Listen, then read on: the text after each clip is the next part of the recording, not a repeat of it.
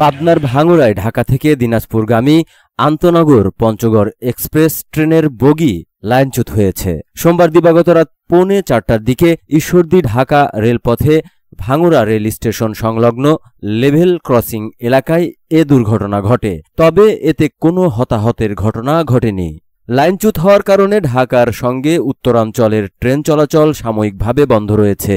এতে একতা এক্সপ্রেস মাঝগ্রাম স্টেশনে এবং বুড়িমারি এক্সপ্রেস চাটমোহর স্টেশনে আটকা পড়েছে।